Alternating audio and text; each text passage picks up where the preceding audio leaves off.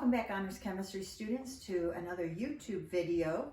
Today we're going to look at a special group of compounds called hydrates. Now the bell ringer for today, I asked you to think about the word hydrated and dehydrated and how that could be represented into perhaps a compound. What does it mean to have a hydrated compound? I also gave you a reading to do that was about hydrates, and you probably have surmised by now that a hydrated compound can be an ionic compound that is bonded with water. For example, here we have two different hydrated compounds, calcium chloride, which we've studied before, and sodium thiosulfate.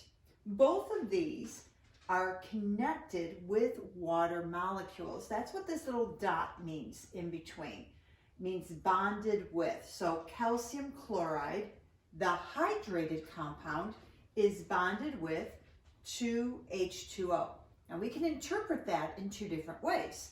We can talk about it in terms of a definite proportion of 1 formula unit of CaCl2 for every 2 formulas units of water, or 2 molecules of water, or 1 mole of CaCl2 for every 2 moles of water. Again, definite proportions. Same here, 1:5 ratio. This is a pentahydrate. On Google Classroom, I also gave you a list of the Greek prefixes 1 through 10. We add that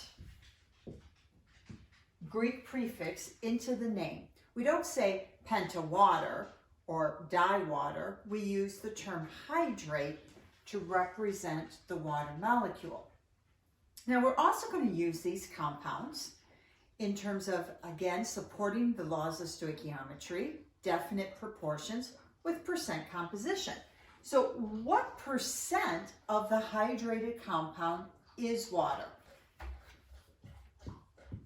Again, you go back to that definition of what is a percent. A percent is part over whole.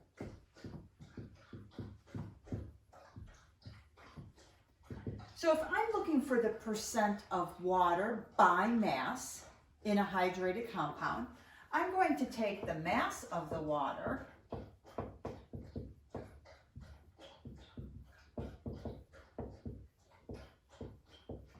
over total mass. Let's do this one. Calcium chloride dihydrate. So 2 times 18 is 36 grams per mole. Again, the part that is water over the entire molar mass. The entire molar mass includes the water and the ionic compound.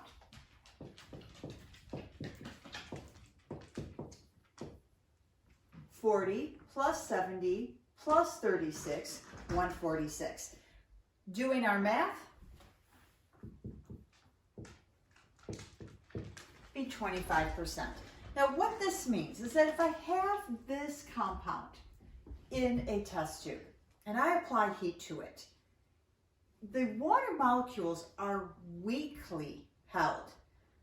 Heat will drive it off and it'll become the opposite of a hydrate, which in our everyday vocabulary is dehydration. If you lose water, you become dehydrated. In chemistry, we use the term anhydrous. So a little bit different than what we use in our common vernacular, hydrated, dehydrated. In chemistry, you have a hydrated compound with water, an anhydrous compound, meaning the dried version of it. Again, if I were to apply heat to this compound, 25% of it would be released as water by mass. That's how we solve these problems. There's an exit slip for you now to try on Google Classroom. But again, let me remind you, we've done these problems before. It's percent composition, part over whole, mass of the water over the total mass times 100 will give you your percent. Until next time, have a great day.